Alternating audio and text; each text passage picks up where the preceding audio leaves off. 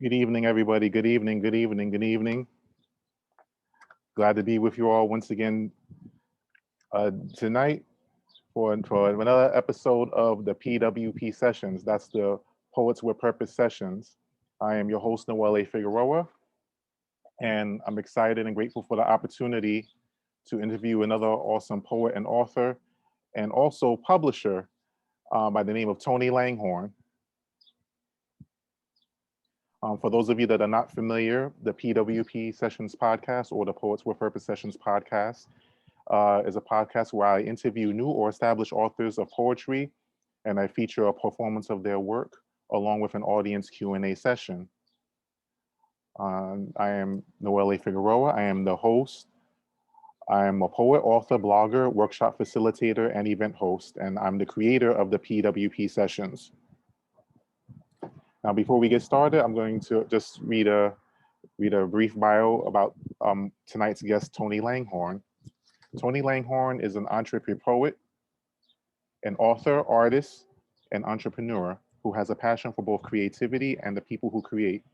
This passion led him to starting his own publishing company, 2i Publishing, and an international poetry institution, Poetics University. Combining his passion, values, creativity, and personal focus in life to help others, Tony has over a decade of experience in various creative fields, which he utilizes to pioneer and develop new ways of doing business in various creative industries, transforming books into an experience for both the authors he serves and the readers who read them, and creating a community of poets centered on educations, artist development, and support for one another. He believes he and his companies are one with one shared mission to create galaxies of experiences from creative material. All right, ladies and gentlemen, without further ado, I'd like to introduce tonight's guest, Mr. Tony Langhorne. Hey, Tony, how you doing tonight? How's everything? Oh, good evening, good morning to some, and good afternoon to those others. I'm Tony. I just want to first start off with saying thank you, Noel, for the opportunity to actually be here and share this space with you. Looking forward to it. Excellent, excellent. Now, forgive my visuals. I'm conducting this outside right now, believe it or not. So you may or may not see me, because I have bad light. But I can hear you and see you well. So thank you for being on my show tonight. So we're gonna dive right in. Like with all of my other guests, I'm gonna start off with a basic question. Who is Tony Langhorne? Like, how would you answer that question? So, as my bio said, an entrepreneur poet. So, I am a person that I I have creativity, but I also have the seriousness of an entrepreneur. And those two things guide and lead my life in the direction that it's going. So I'm always looking to create, but I'm also always looking for opportunities to create other opportunities, for others, and I think the entrepreneurial side is usually, um, I think, thought of as a selfish act, or someone that is doing something for their own gain. But my entrepreneurial side is to help make opportunities for others. So that's who I am. I'm a giver. And I'm always looking to give and share and network with other people, to see where my energy can actually help influence them to grow, learn, or change in some way. Yeah, that's excellent. That's excellent. Now, how would you say you began your own personal journey um, getting involved with poetry? Was there a particular person or event that got you started? Like, what was your poetry beginnings like? Well, like most people that put in about 10 to 20 years of poetry, there are stages. So I can easily just say, I started as a kid, in school, and but there was particular time periods where you stop writing, and then you know you start writing again for some particular reason. So mine, I went from school, writing in school, to writing to girls, when you're growing up, writing little Valentine's Day gift. And then I got involved with my church and started doing it there, as a teenager. I've also performed on stages as a teenager as well, and I'm originally from Florida, so that's where my beginnings in poetry started. And then when I got married right after high school, kind of that whole scene kind of vanished out of my life, for a majority of that time. And then after that relationship dissolved, I sought a way of expressing, the feelings that I had in such a situation. And so I turned back to poetry again. And from there, I haven't looked back. And that led to me starting an open mic. It also led to me publishing my first book, and then it also led to me starting a publishing company and also a poetry university.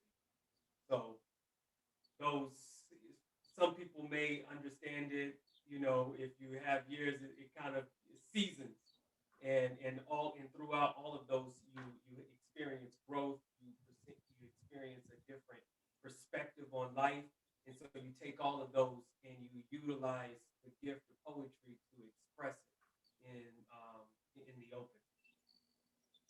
Excellent, excellent. Now, take me on the journey of you putting it together your first book. Um, what was the subject matter that you felt would be important to touch on in the first project? Well, it was a passion project to start off with. So, as I said, I was going through a divorce, starting the divorce at the time, and so I just started writing, and it was, then I also started reading other poems that I wrote in the relationship, for different reasons, anniversaries, all of these different things, and so I started kind of trying to figure out, you know, what went wrong and all of these different things and what's next, and and how to deal with the feelings of a breakup.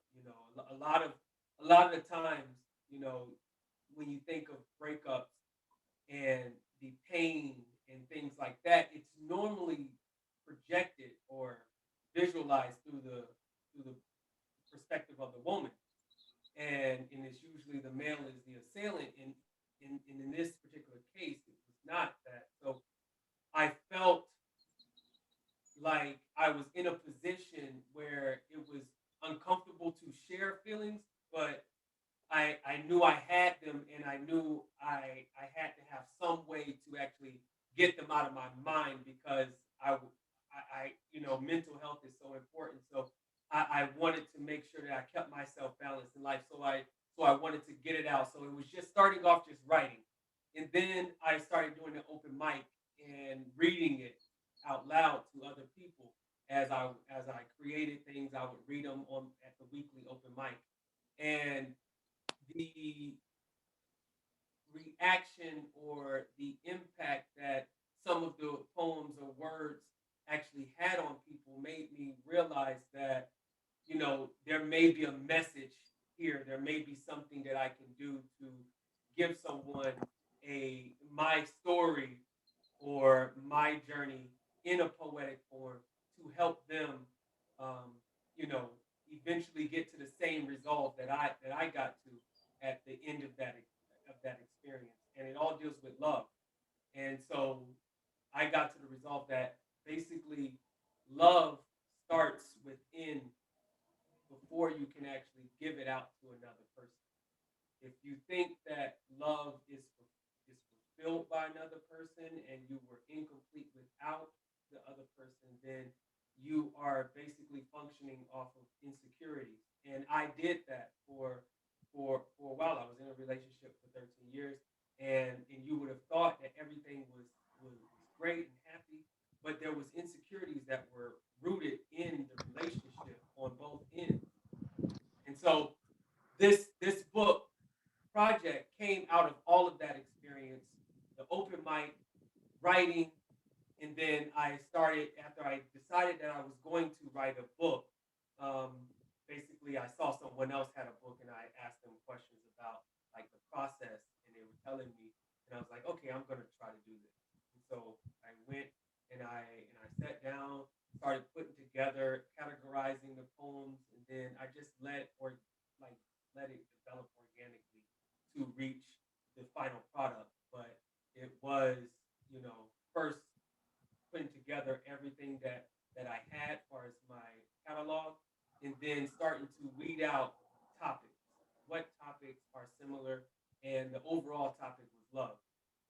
And so I saw that there was actually a chronological, you know, there was a chronology to my poems. You started off at the beginning of love when you first met the person, and then when you have rocky times, and then when you ended, I started writing that, and then I had to write what was next, and that was a whole process, writing in the as you're experiencing and as you're learning, and so it took about 4 5 months of of work on the book before it was published in May 2019. And if you want to get into other processes, like I even put all of my work, printed it out, and put it all over my bedroom wall, just so that I can be in that, in that energy and have it in front of me at all times. And Right. so it was just like during that time period, it was just reading all of my work, getting rid of some of the things that did not sit well with me for the book, and then putting everything together and reading it as one body of work. Excellent, excellent. Now I can definitely identify with, immersing yourself in your work and getting it to the place where it's something that you're satisfied with.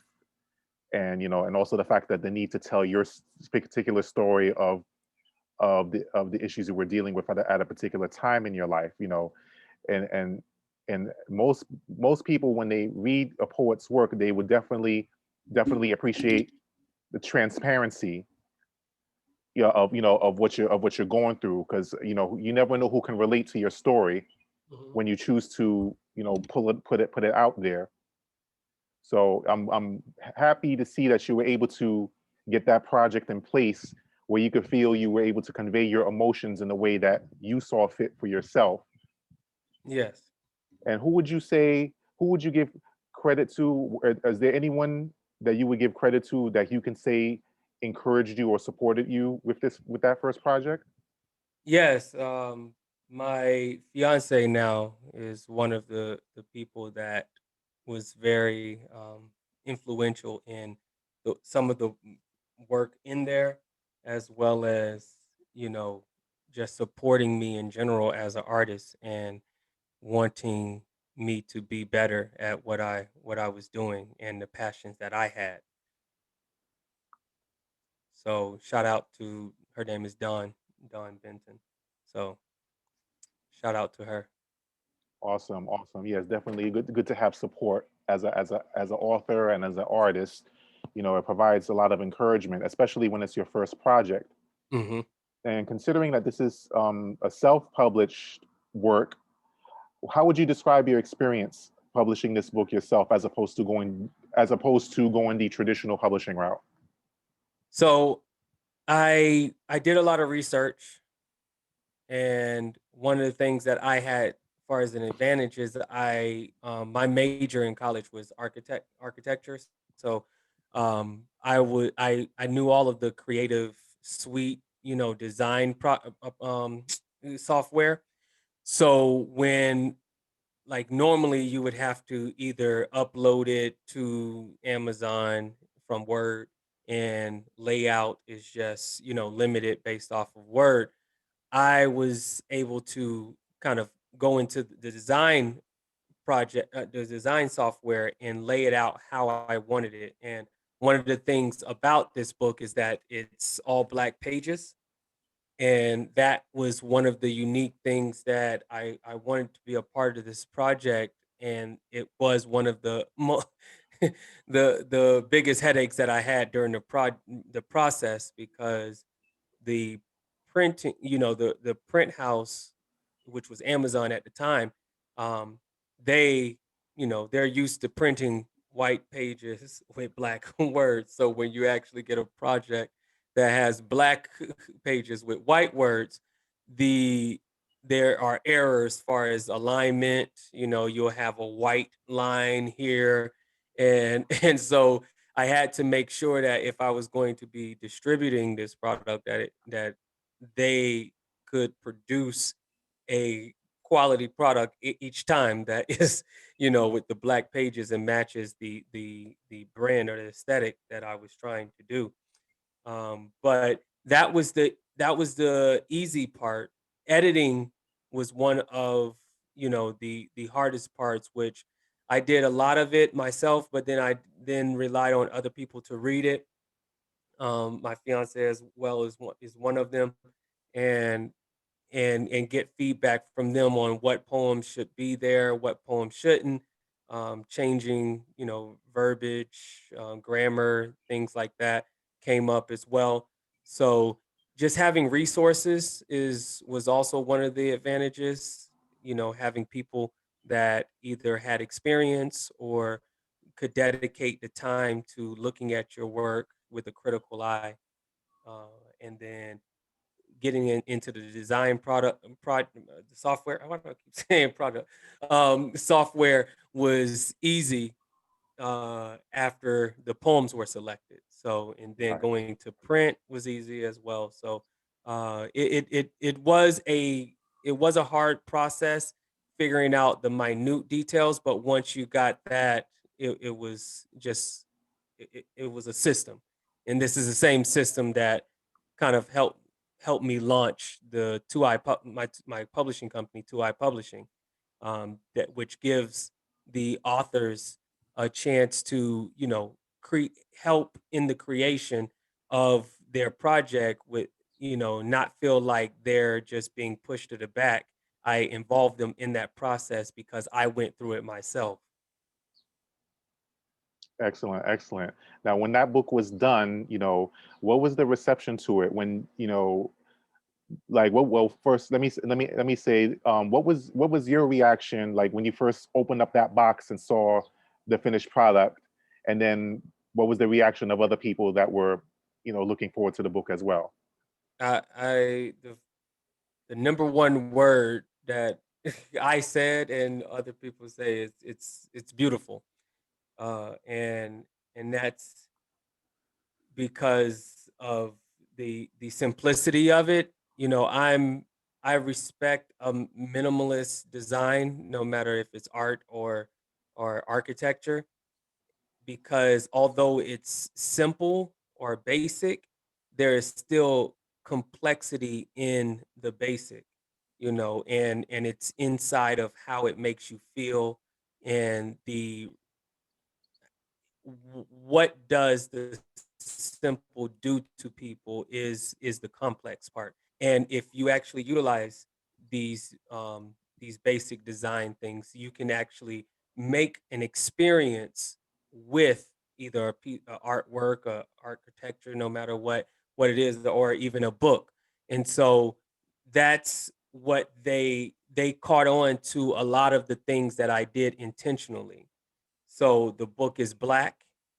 It has a kind of an icon of a bottle with the words "her." It's simple, it's basic.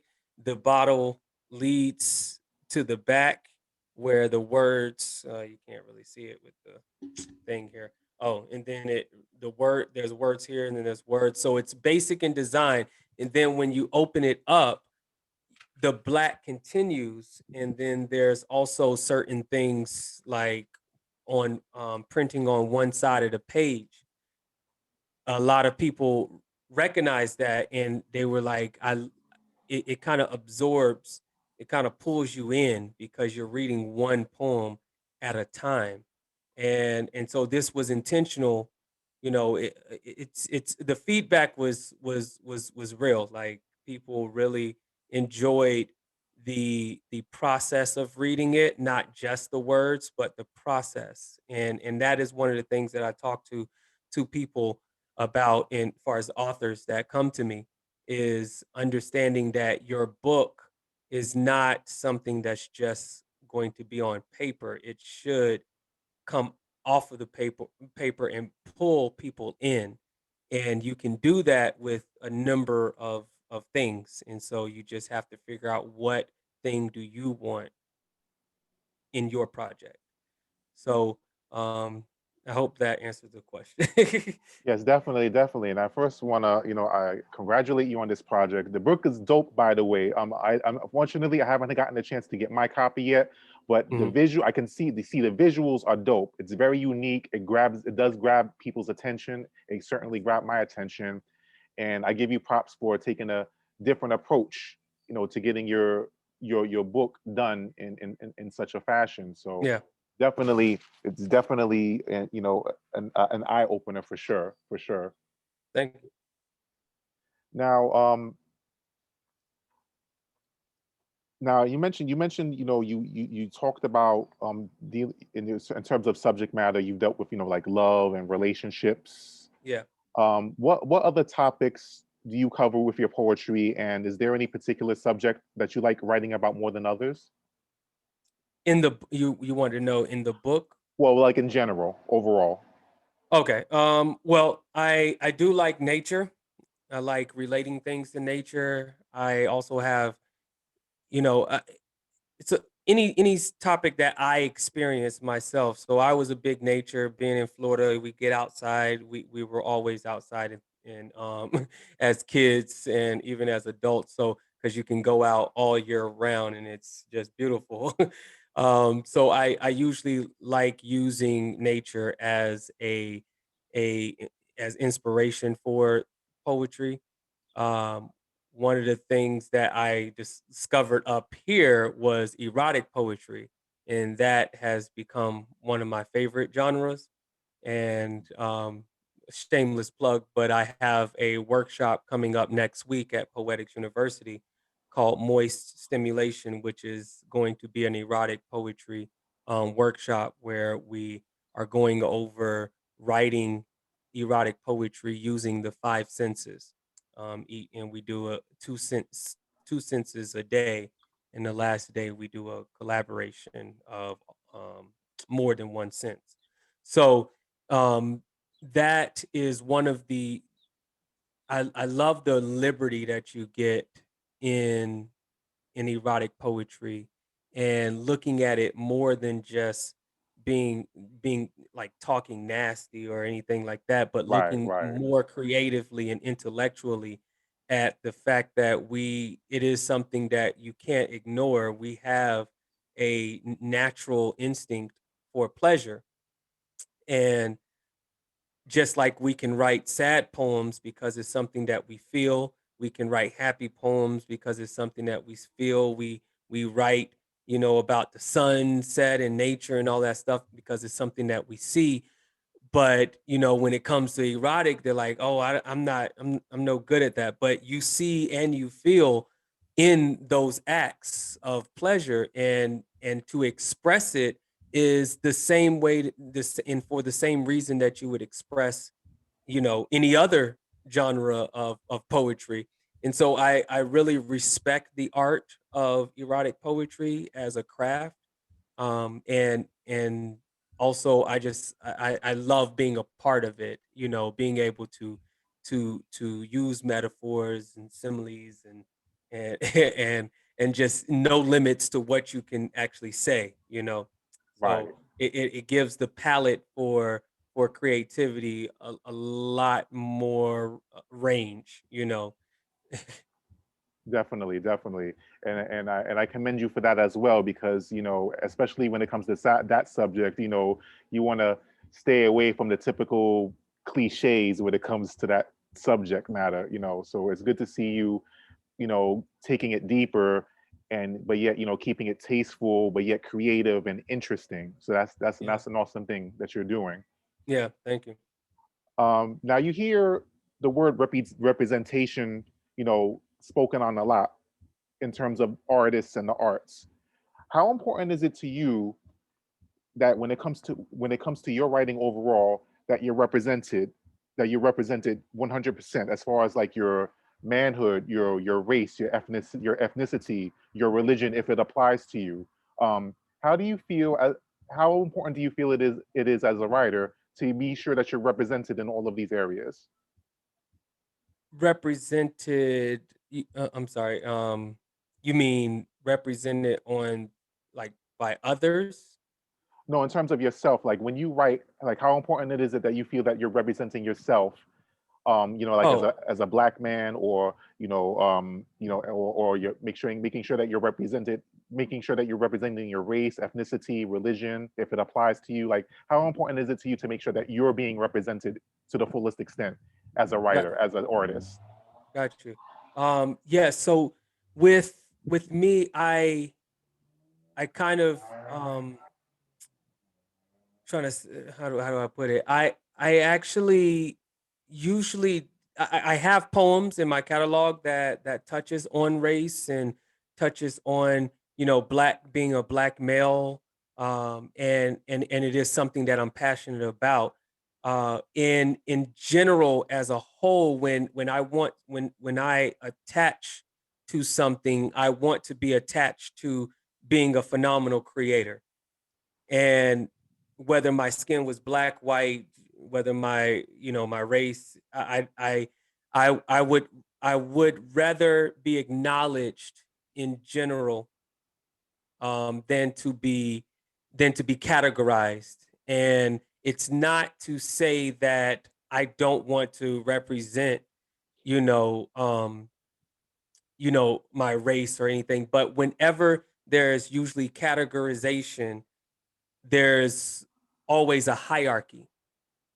But on the other end, when you are white, just like when you talk about presidents, presidents were never considered white presidents, but black president was considered a black president, which automatically plays into the hierarchy that exists in our society. So I usually I don't say, support my black business or anything like that, but because I understand that there is a hierarchy, and I would rather you support me because of my creativity just in general, or because of the things that I produce in general, whether I was black, white, Asian, no matter what. Of course, I can't get around the fact that I am black, and I do have, you know I have things that I produce to kind of push different agendas in that area, because I have a voice and I have a platform to do that. But at the end of the day, if it was all said and done, I would want you to remember me, or to say that I was a creative that touched the lives of many different people. And like the Poetics University, we touch lives all over the world. I don't want I would never want them to say, oh, Tony, that black guy that, oh, you're like, they're in India, and like that black guy that does this thing. I would want them to say, Tony, he's the president of Poetics University, and Right. he's an amazing person. Like he cares and supports the poetry community in general. And I feel that if I don't acknowledge it, or if I don't broadcast it, then I allow myself to have limitless boundaries, with what I'm doing. So hopefully that doesn't offend anyone, or hopefully it's understood, far as my intentions and what I'm saying here. Right. Absolutely. Absolutely. Okay. Now at this time, Tony, I'm just going to share my screen for a moment. Okay. All right, now at this time, Tony, this is your time to take the mic. So at this time, you can share with our audience up to 5 poems. You don't have to do 5 poems if you don't want to, but I want to give you this space to share a few selections of your poetry, just to give our audience an idea of who you are as a writer and an author and a poet. So at this time, the floor is yours. Okay. So, um, let me see here. I would have been prepared. I didn't know. I didn't know it was going to be five. Let me see here. So I'll read some out of the book, and then I will read something that I wrote recently. Um, Yeah, that'll be awesome. I mean, it doesn't have to be five. It could be up to five. okay. So, um, against the odds that faced us, we believed in something few speak of.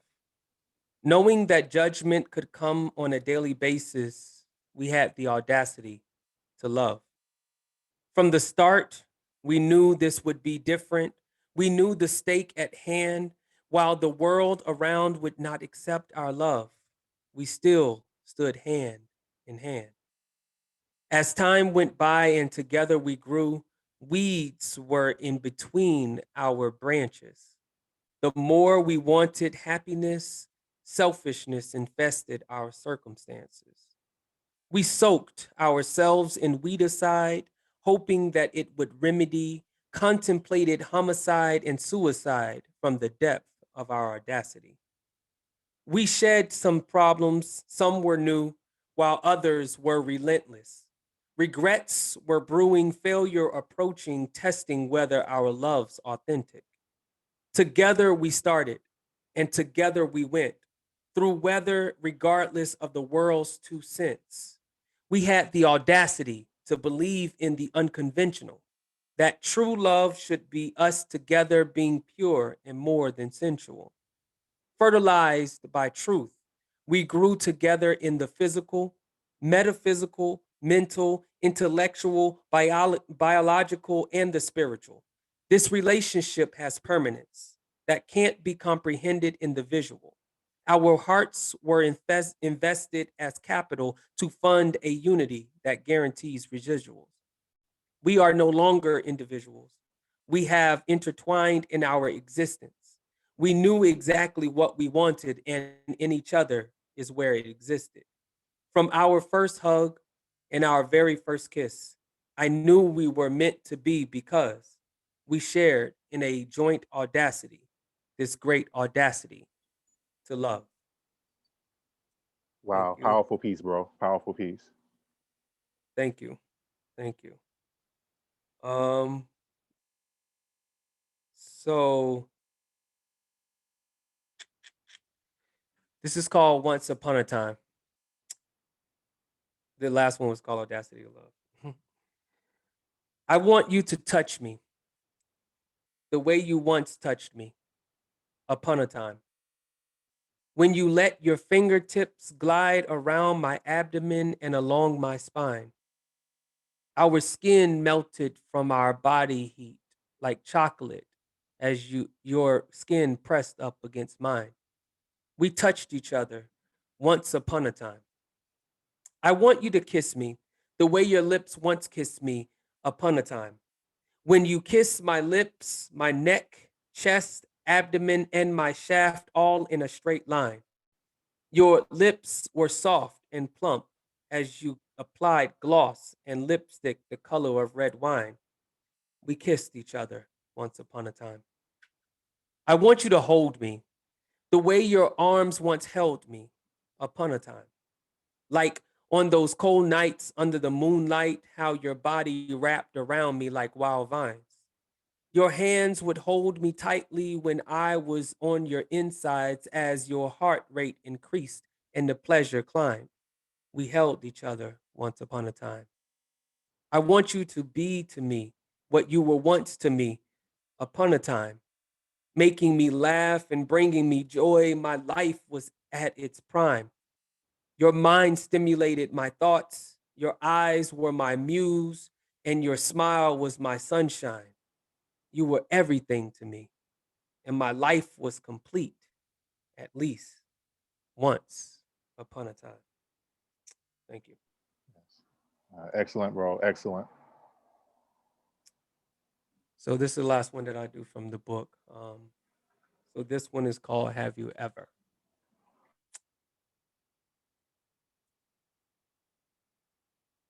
Have you ever looked at the love of your life lie limp and unresponsive?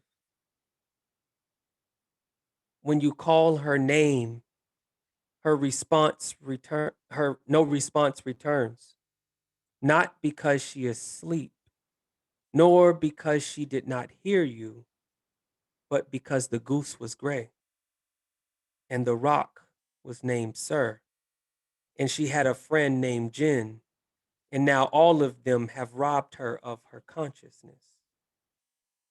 Have you ever watched someone's life decompose like a roadkill carcass on your bedroom floor, empty of everything you loved about your life, your happiness, your experiences, your smiles and laughter, and you are forced to watch it lay empty like the bottle laying beside her, both lying on a cold tiled floor while your heart palpitates at rates faster than it has ever done before, your mind racing at a sprinter's pace as you chase reasons, and your attention is coming and leaving as you look over your shoulder and see your daughter's face looking at her mother through the crack of the door.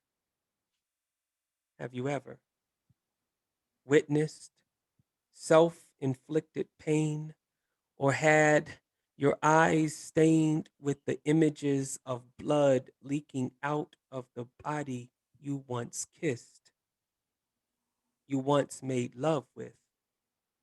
And no matter how much you squeeze, the liquid keeps running out of her wrist. No one knows the trouble I feel unless you have had the most unluckiest fate to experience this.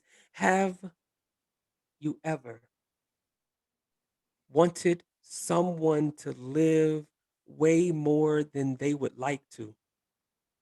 And the more you do, the more you change. The conclusion seems the same. The blame always falls on you. Have you ever faced a reality where you had to make a decision that would cause the pain of a large incision within the chest of your children's body, but you knew that it is better than your children eventually finding their mother's body lying on your bedroom floor, embodying the change to their childhood stories, never being happily ever after anymore, like all of the stories you've read to them before?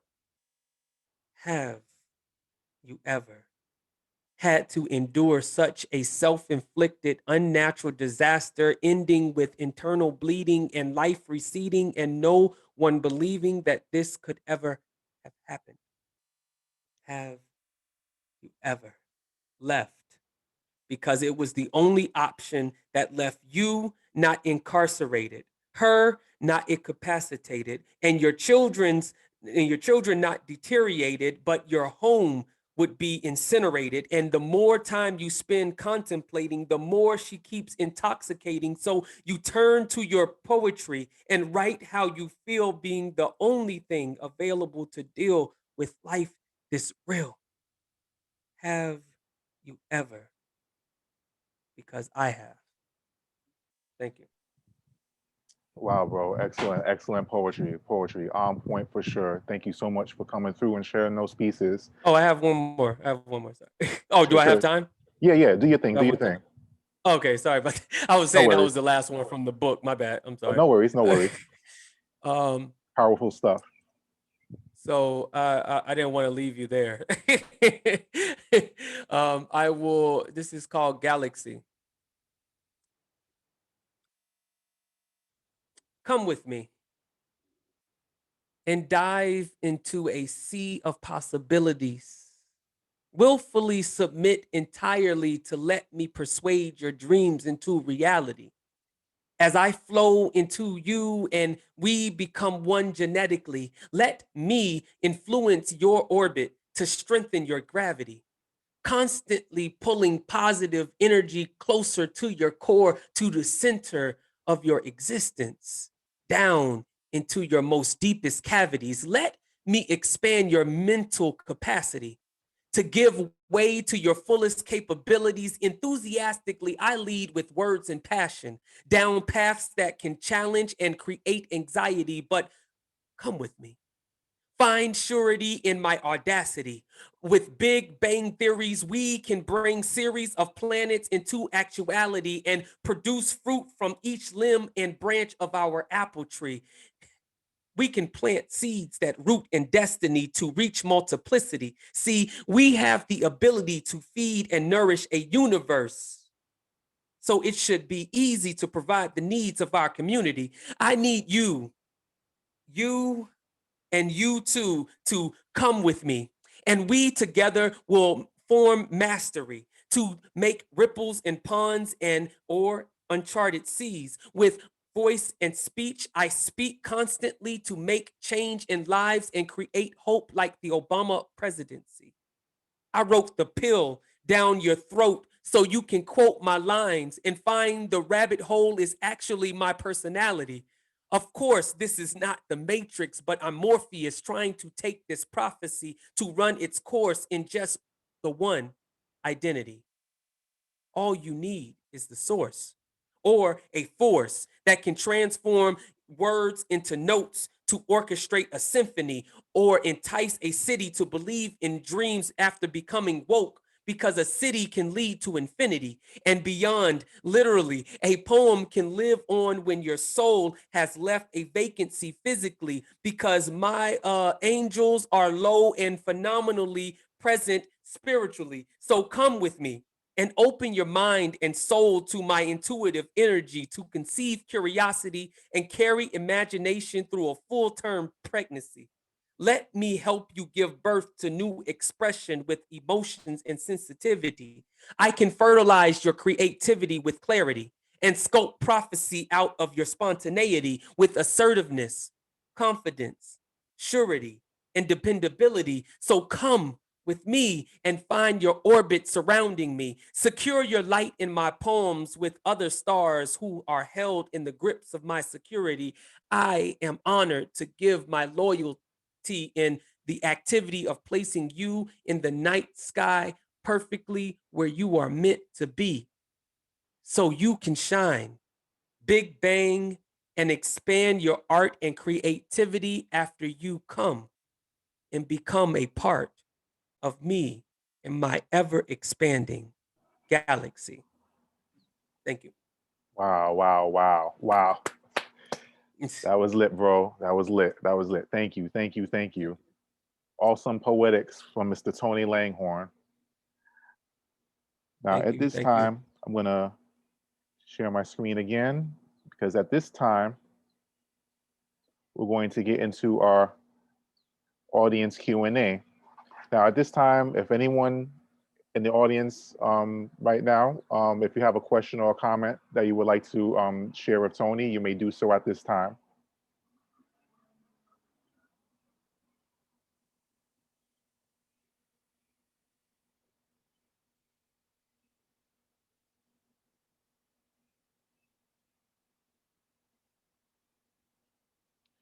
Okay, Carla. Carla is asking, how do you When a know? poem.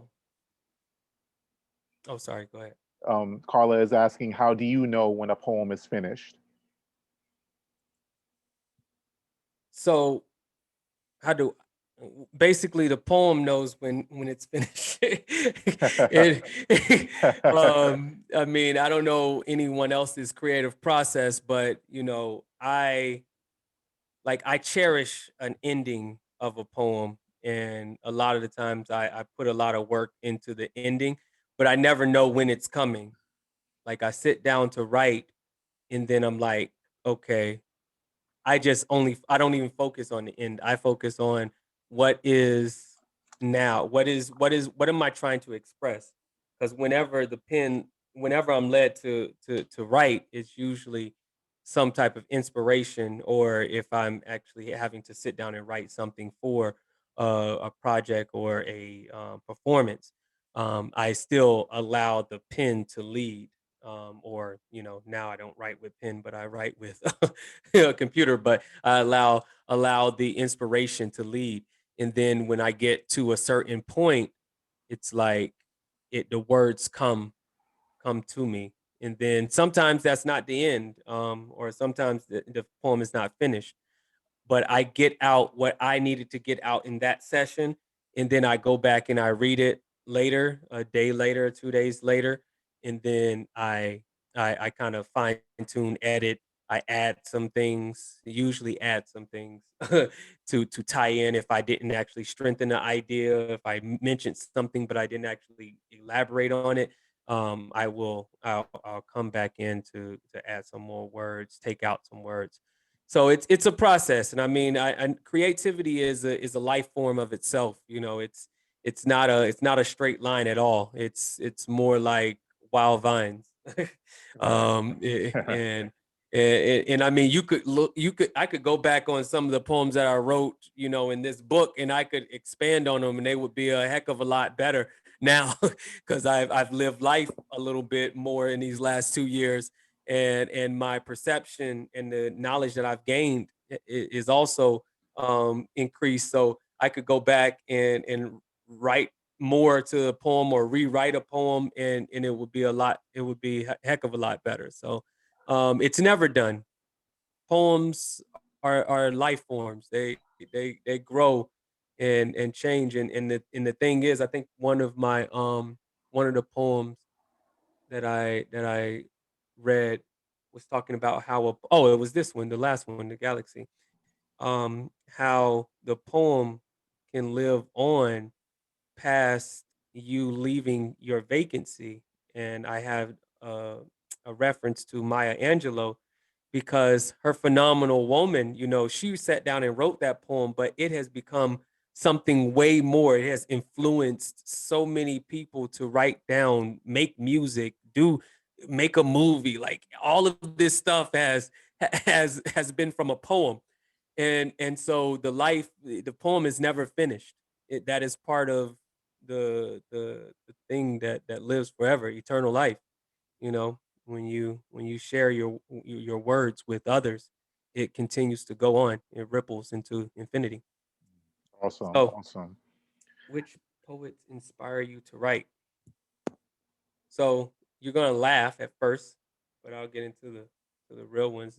Um, but my first memory of poetry and love came from Dr. Seuss. Um, that was my bread and butter, before I even knew what poetry was. Like, I didn't know that was poetry. That was a book to me. I didn't know it was actually called poetry when I'm 6 years old or 5 years old, getting that those books read to me. I just know they're books. But the liberty that he took with his books, even to make up words, make up these civilizations, make up these different types of people or things, like, that liberty is kind of the same approach that I take on my creativity. If I want to make up a whole world, while as I'm painting these pictures with words, I can do it. And that was because I learned first from Dr. Seuss before I learned all the formalities, of poetry. Dr. Seuss was telling you a who, and a Grinch, and my favorite book is "Oh, the Places You'll Go" by Dr. Seuss, and that book has so much in it. But the visuals and the words together is just like, it takes you into a world that doesn't have limits. It doesn't have um, it doesn't have these these realities that we like to attach to now. And so that, I think that there's something to learn there, and there's something to get out of that. When you're a kid, your creativity is boundless. Like it, and at some particular point we stop doing that. But I think if we tap into that, and I mean, I could bring up, in Christianity, I believe there, I don't know the scripture or anything like that, but you know, Jesus was speaking to the disciples and said, having the heart of a child to get into the kingdom of heaven. And I take from that the essence of life comes from that heart of a child. Once we start hardening our hearts and doing and experiencing pain, we limit ourselves, but then we also add conflict, but we also limit our creativity as well. So I would say always resort back to that you when you were 6, when you think about creativity. Don't let I can't stop you ever. Excellent, excellent. Thank you, Carla, for Oh, I'm sorry. And then Maya Angelou. oh, you can't forget Maya. That would be sacrilege to forget Maya. You know what I'm saying? Can't leave Maya out. And I mean, there's a whole slew of people that influenced throughout the course. I mean, if you every time you learn about another poet, it influences you in some way, because if you're hearing about them, that means they did something different from anyone else. So it lets you know that you can actually find your place in this community. Excellent, excellent. Thank you, Carla, for sharing those questions. I have one question before we bring this broadcast to a close. Mhm. What would you hope to achieve as a writer, as a poet, as a publisher? Like what do you want your legacy to be? Hey, yo, you asked me three different questions that I'm supposed to answer it with one answer. All three of those things are totally Well, you could different. say they intertwine more or less, but like what's your um, ultimate goal as an author? I mean, as an author, my goal is to allow my words to reach at least one, to change the life of at least one, to be able to influence and and let someone else be better in some way from just reading my words. Awesome, awesome. So the other thing, what'd you say, as a writer? What was the other one Yeah, before writer, publisher? author. So writer, author. So as a writer, my goal is, I guess, that same thing. Author well, as a writer, I would take that more intrinsic. So as a writer, because the step to actually publishing is then when you invite other people into your headspace. But as a writer, I always want to utilize, never get too busy to utilize like poetry as therapy. you know always expressing myself, even if it's not rhyming. Poetry doesn't always rhyme. It doesn't have to have form. And it could be a simple, you know expressing what's inside. It doesn't have to have these things around it. So I always want to make sure that I'm keeping that in my life, that I am taking to words, to express my feelings, because I think that is one of the gifts that I've been blessed with, to be able to put words together to express what how I'm feeling or what I think.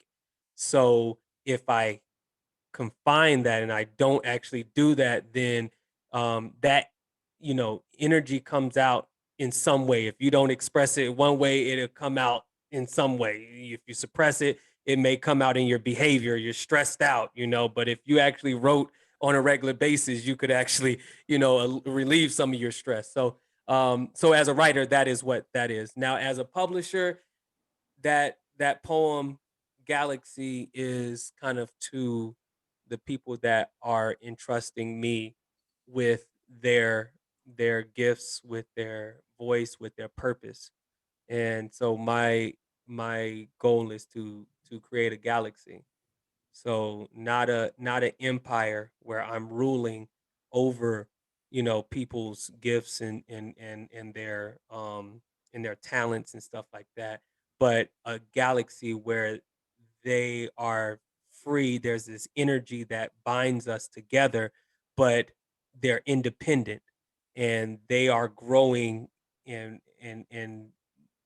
if you're in this galaxy, you understand that you have your place there. And I always push that. Carla is one of my authors on Two Eye Publishing. She can attest to this. But I'm Excellent, excellent. always, and that's her book. I'm always pushing them to think about their outside of just the book. Think about their brand. Think about their purpose, and grow that outside of just the book. Let the book be one planet, in their galaxy, but start creating other things that revolve around that same energy. That's my goal for as a publisher or as an entrepreneur, I guess. Right, right. Excellent, excellent. Now, before we close, can you share with our audience where you can be found on social media? Okay, so on Instagram, you can find me at Entreprepoet, ENTREPREPOET. I think I spelled that right. Once you get to, well, actually, no, you probably will find other things. If you type in Tony, Tonii, then you'll find me. But Tony Langhorne, but it is Entreprepoet. So like you're spelling entrepreneur, Right. but put a poet at the end. On Facebook, it's Tony Langhorne, Tonii Langhorne. I also have a few pages that you can follow as well. Two Eye Publishing has a page on Facebook. Uh, Tony Tony Two Eyes has one as well. But if you go to my page, you can find all of that as well. On Twitter, I am Tony Two Eyes, Tonii number two EYES. So I'm active on there. So get on there. I post like daily inspirations, or every few days inspirations to help motivate you. And I'm coming from the perspective of a entrepreneur poet rather than just an entrepreneur. So I have some creativity bits in there too, to push the creative, because that's a different type of entrepreneur.